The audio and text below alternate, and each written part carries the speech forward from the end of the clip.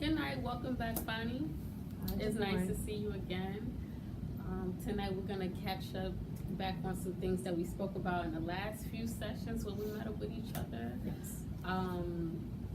Before I start off the night, I'm gonna say I'm just gonna touch base on just some things that are important that you should know in the beginning of each counseling session before me and you start speaking. That whatever is said between the both of us in this counseling relationship will remain confidential inside this room unless you are trying to commit any self-harm on yourself or any harm towards anyone else. I will have to let a third party know about that, okay? Okay. Alright, so tonight we're going to be doing a little bit of rational emotive behavioral therapy, and I have two techniques set up for us to use so that you can get a better insight on your emotions, so that you can change certain behaviors that you're dissatisfied about. And we're just gonna get it going tonight, and that's pretty much it. So tell me about the issues that you're dealing with. So the last time we met, I have a stealing problem. Like I feel like I'm a compulsive stealer. Like I steal things and I don't realize I steal.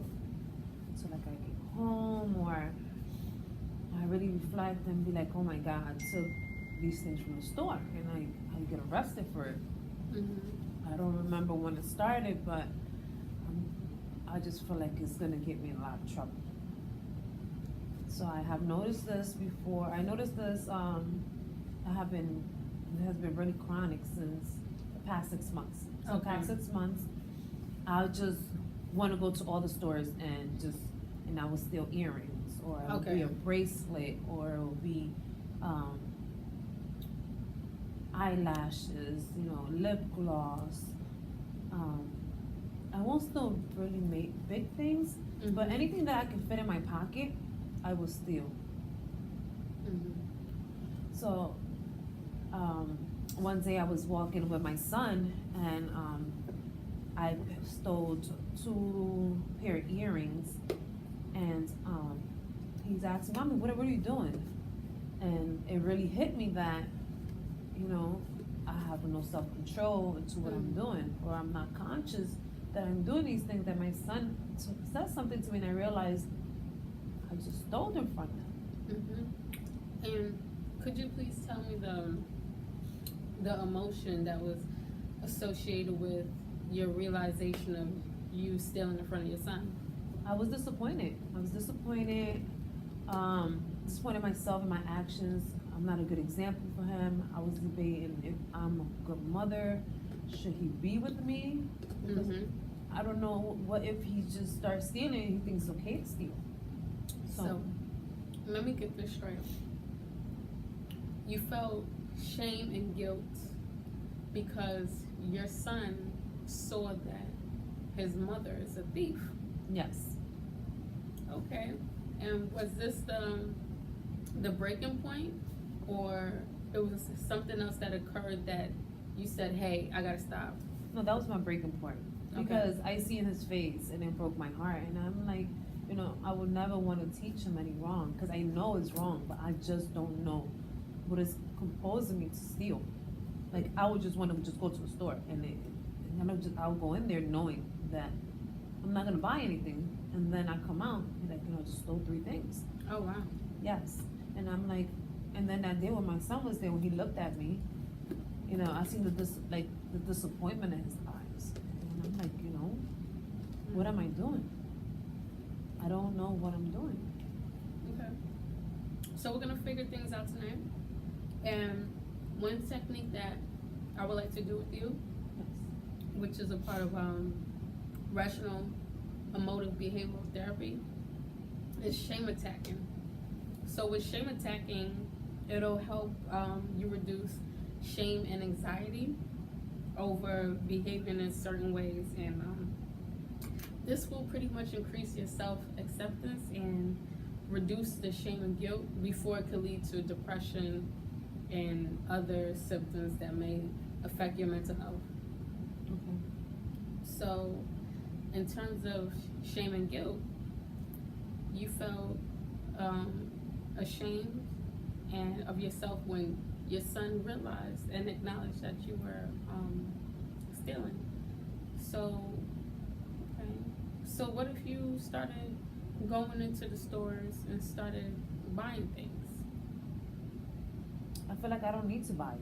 I feel like I could just take it. I feel like it's free. Okay. That's what I feel like I shouldn't have to spend my money on that. Okay. Well, a part of rational emotive behavioral therapy, I have to help you come to a realization when I hear you speak of unrealistic thoughts. Everything that is a commodity has a price on it. And when you see things in the store, do you see a price on it? No. No? But it has a price on it, but I don't see Yeah. the price. Yeah, so let's try something new. Sure. I want you tell me how this works. All right? I want you to go into a store, any store you go into for the next week, and I want you to purchase every item that you are interested in. Every item that you like. Are you up for it? Yes. Now, once you engage in purchasing your own items, you will release the thoughts of you don't have to pay for things, and you will refrain from stealing things. And what comes with stealing, the association with stealing, you're gonna feel the shame and the guilt again. Okay. Right? So in order to reverse it, so you won't feel you won't feel guilt or shame, you have to purchase the items. Okay. All right. So is there a time where this all started? I don't remember the time it first started, but I can reflect back when I was young. I didn't have much. Mm-hmm. And because I didn't have much and I was growing up and everyone had like little earrings and bracelets and little things like that that I didn't have, I felt like I wanted to be cool and get the same thing. So when I was younger, I used to take, a pair of earrings, like go to the store, or I'll be in school and I would steal like a little bracelet from my friends, and I feel like that's when it started. Okay. And so how old were you? I had to be like around 10, 11. 10, 11. Yes.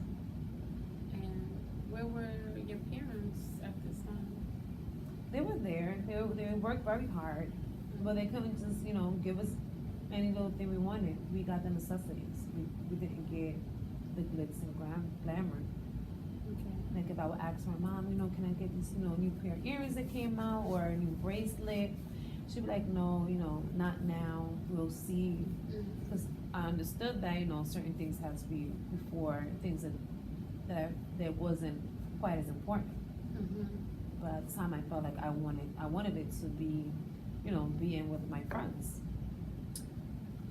So, because of the economic status of your parents, of not being financially, I wouldn't say stable, but not having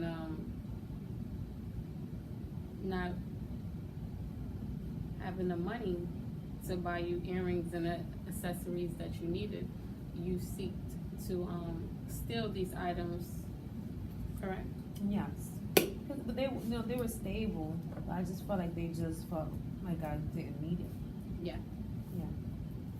And that's where it all started. Yes. Okay. All right. And I just want you to take your time right now Yes. and just think about ways that you can think of to refrain from stealing. And I'm gonna give you time to think, and then we're gonna get back into it. Okay.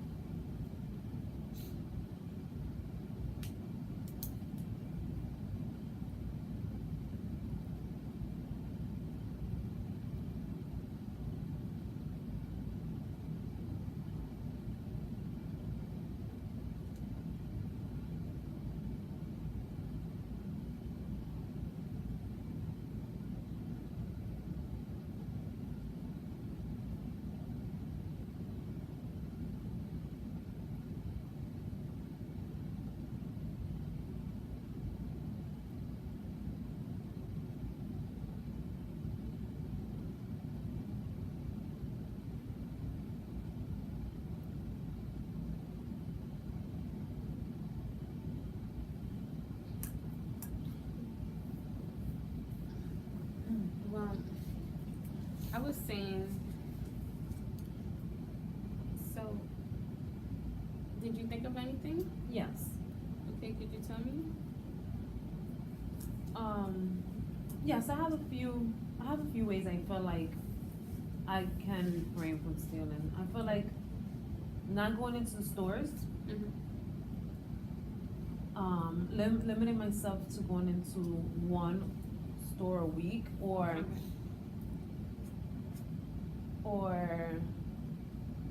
taking out a specific amount of money and going to the store and buying myself one pair of earrings, just feeling, like you said, like being able to be,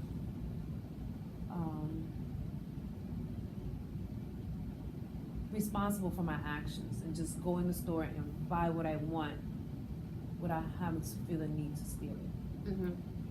And I feel like acknowledging what I'm doing Mm-hmm. more often and just being straightforward with myself will prevent me from acting out and stealing things that I really don't need. Mm-hmm. Yes, and gaining self-awareness is very important, and remaining realistic with yourself, and that'll help you refrain from making behaviors that you might regret, because being arrested is associated with stealing, and things can occur if you get caught. Yes. And I want to go into some rational emotive imagery. This is another technique as well. Pretty much it's a mental health practice to establish new patterns in your behaviors and erupt the disruptive behaviors and the negative patterns, and replace that with a healthier way of thinking and changing your behavior in the midst of it. So I want to ask you, I want you to imagine what is one of the worst things that might happen to you if you continue to steal. I feel, And tell me about the emotions connected to it as well. okay. I think the worst thing that can happen to me connecting to stealing is my son, losing my son's respect, and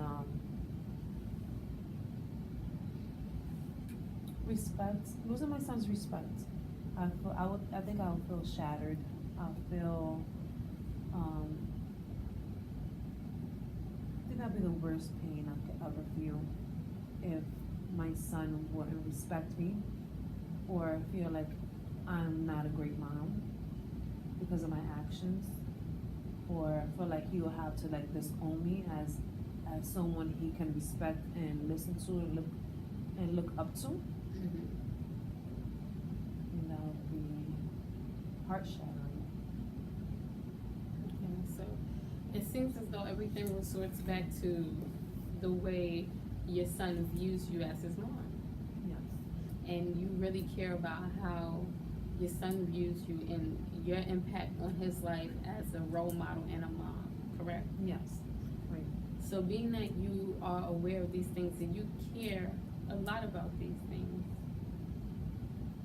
are you willing to use this to create a new pattern of good behaviors and refrain from stealing? Yes. Okay, so right now we're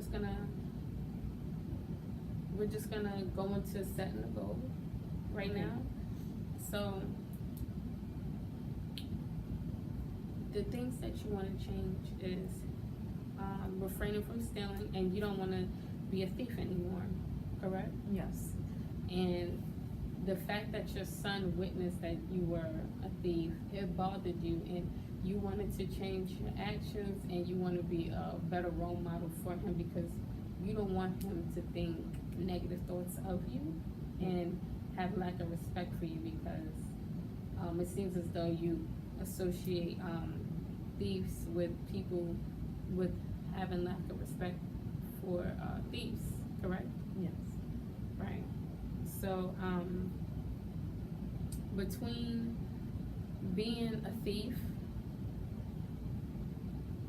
having your son witness that you were a thief, and the things that can happen to you if you were to get caught, which one is the most crucial to you?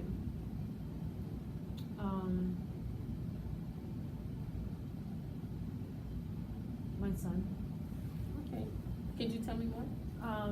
I just feel the reason why I say my son is because my actions will impact his life forever. Mm-hmm. So if he feels like it's okay, mom is stealing and she's just stealing because she feel like she could steal, it's gonna impact him in his life moving forward. And when he have kids and he does it, he probably won't view that as bad, and it could trickle down the line that then he could get arrested, his kids could get arrested, and it just become a really bad cycle. I think that will be the most crucial aspect of it, because now I'm creating a cycle that could go on through generation to generation, and I started it, affecting all their lives because of my stealing. Yeah. And so right now, what's important to you is family, and you want to be a great mom and role model for your son. Yes. So let's focus on using the fact that you want to continue to be a great mom and a great role model to just refrain from stealing and refrain from setting that example in front of him. What do you think about that? Yeah, sounds good. Okay, and that's what we're gonna do. Okay. Instead of just refraining from stealing, we're going to also be a better role model for your son by refraining from stealing. Yes. How does that sound? That sounds great. Yeah, I Yeah. like that. And then, so that's what we're gonna do. Is that an agreement? Yes. So, being a better role model for your son and restraining from stealing, because there are a lot of negative things that can spring up from being a thief and a mom, Yes. right? Yes. So that's the agreement? Yes. Okay, great. And so what I understand so far is that you were caught stealing in front of your son, and his reaction made you renege and change your idea on stealing, and made you want to change your behaviors of stealing because you saw that his reaction to it was kind of negative. Yes. Okay, so I wonder if you could look at stealing in a different way. How would you view stealing if you were a store owner and there were customers stealing from you? I feel upset. I feel angry. Mm-hmm. I feel like they're stealing from a business that is there to help me financially. Mm-hmm. Like they're affecting me financially. They're affecting me in the sense that what I put out there, it was for me to grow as an owner, Mm-hmm. help financial wise, and they're just stealing because they just want to steal. I'll be upset. Okay. And I feel like as a store owner, I'll be upset and I'll want them arrested. right. So, do you think that you should have been arrested the times that you stole? Being that you said as a store owner, Yeah. right? Yeah. And I'm glad that you see it from another perspective. And you know, I have an assignment for you that I would like for you to do. Okay. Aside from the goals that we set, I want you to either refrain from going in any stores at all. Okay. You don't have to go shopping. You can try not to go shopping, or you can, just like the goal that we set earlier, Just like the goal that we set earlier. Yeah. I can try to not go. I'll get The, not going to the store. stores that Yeah. you have a problem with stealing, and that's what I mean. Yeah. The stores that you usually steal from, that you like the stuff and you have the habit in there, do not go into those stores. Okay. That's the assignment. Try and stay out of those stores. But first, meet your goal first with purchasing stuff. Yes. And then once you get the hang of purchasing things, then you can go into those stores. Okay. But as of right now, you have to work on that. So do not go into the stores that you usually steal from. Okay. Okay? It's gonna be hard, but I think I can do it. And pretty much, so tell me what's your thoughts on everything?